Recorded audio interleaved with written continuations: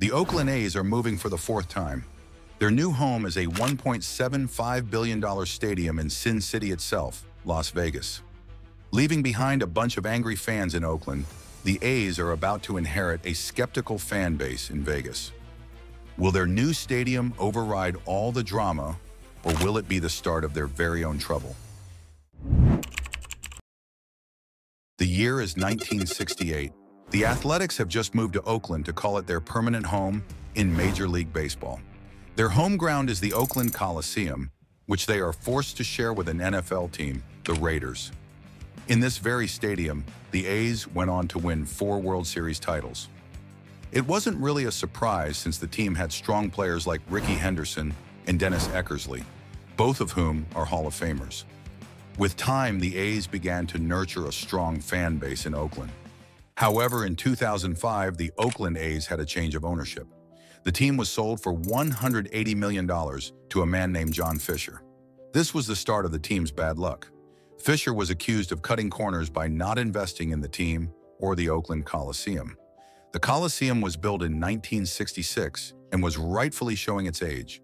It lacked modern amenities found in newer stadiums, making it unattractive to fans and players alike. Persistent plumbing issues were notorious, with sewage leaks occurring during games. As a result, the Coliseum consistently ranked as the worst MLB stadium. Even the New York Times called it a bland, charmless, concrete monstrosity. Despite having a 50% stake in the Coliseum, Fisher's contribution to its renovation remained notoriously low. Unsurprisingly, fan attendance started to decline. In 2023, the Athletics drew an average of 10,000 fans per game, the lowest in MLB. It was time for something to change. The A's departure from Oakland marked the end of their 56-year legacy in the city. However, their new home was far more spectacular. It features the world's largest cable net glass wall with exterior metal cladding that will shimmer in the natural daylight. The roof consists of 5 overlapping shells that resemble baseball pennants. For players, these arched pennants will attenuate direct sunlight glare while welcoming indirect natural light via windows. Set across 9 acres, the resulting structure looks like a spherical armadillo. Many have also likened it to the Sydney Opera House, but the design team at Bjarke Ingels assures us that this wasn't a reference. There's also an 18,000 square foot jumbotron inside, which would make it the largest screen in Major League Baseball. Once inside, visitors are met by a bright, open atria, which will also serve as a multi-purpose exhibition spaces to showcase international and local artists. The stadium will also double as a venue for concerts, conferences, and other events. While the ballpark is just 9 acres, the remaining 26 acres will be used to build an on-site hotel and casino. The new stadium also claims to have the closest seat to the home plate and the smallest foul territory of any MLB ballpark. That's all thanks to the tiered seating design with split upper and lower bowls. So it's somewhat similar to historic ballparks like Fenway Park and Wrigley Field. To battle the tough heat of Nevada, the ballpark will feature a unique air conditioning system. Instead of throwing air from the ceiling, each fan receives cool air directly from their seat. This unique stadium is expected to open for the 2028 season. For now, the Athletics will be relocated to Sutter Health Park in Sacramento. They will share the venue with the Sacramento River Cats of the Pacific Coast League. Their temporary establishment is limited to about 14,000 seats, less than half of the A's future ballpark. While the new ballpark is beautiful in every conceivable way, it also has quite an astronomical budget. The initial cost of $1.5 billion quickly ballooned to $1.75 billion. Owner John Fisher and his family will be responsible for $1.4 billion of the cost. The only silver lining for Fisher is that $380 million would be covered by the Nevada state. This isn't the first time that the state of Nevada has financed a stadium. The recent Allegiant Stadium in Las Vegas is a big example. Coming in at $1.9 billion, the state covered $750 million of the budget. This was one of the largest amounts of public funding ever used for sports structures in the U.S. The state's generous spending on an entertainment venue has angered Las Vegans. So when the news broke that A's new stadium is getting a cut, you can expect the reaction. The Nevada State Education Association and the Schools Over Stadiums campaign have strongly opposed this project. Nevada currently ranks 48th in the nation when it comes to education, which is quite low. As far as the athletics were concerned, Las Vegas was giving them trouble. In an attempt to calm down the angry public, the A's donated $30,000 to the Public Education Foundation. Whether the public was convinced or not, the A's, like any other big franchise, simply didn't have the time to convince each person.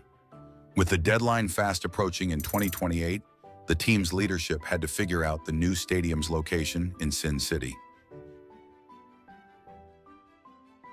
Two sites were proposed as suitable homes for welcoming the Oakland Athletics. The first one was a 49-acre site near the former Wild Wild West Gambling Hall and Hotel. Located west of the Las Vegas Strip, it was seen as a viable location to establish a presence close to the Strip without being directly on it. As part of the deal, the A's would have to secure $500 million in public funding from the special tax district to finance the ballpark. While the Vegas government was in favor of bringing the A's in, they weren't so sure about the hefty price tag that came along. As a result, this deal was dropped. The Athletics finally zeroed in on a site that contained the once famous Tropicana Casino. The owners of Tropicana agreed to demolish the site in favor of the new ballpark. On October 9, 2024, the building was illuminated with breathtaking fireworks all around.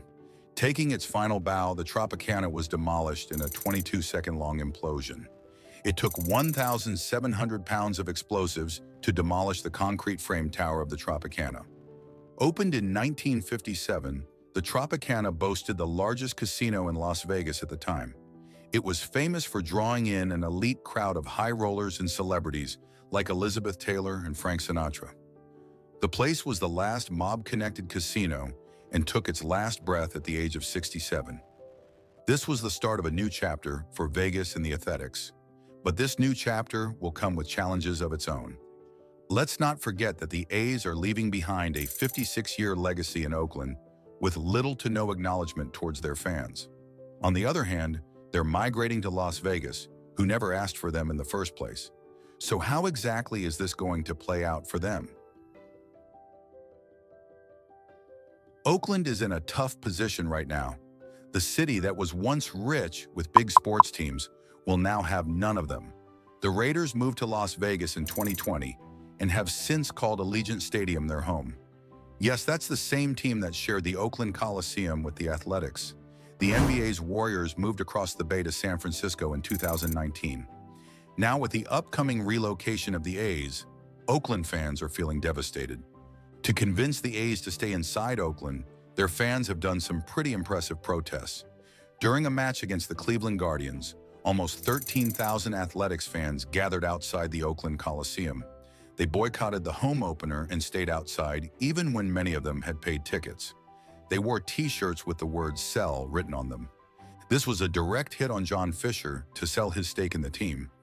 I love my team. I've been a fan since I was a kid. I don't want to lose them. You can also hear chants of "Stay in Oakland" in almost every Athletics match. Stay in Oakland! Stay in Oakland! It's no secret that Fisher is widely blamed for plotting the Vegas move beforehand. In recent years, he slashed the payroll, and many of the team's most recognizable stars have been traded away.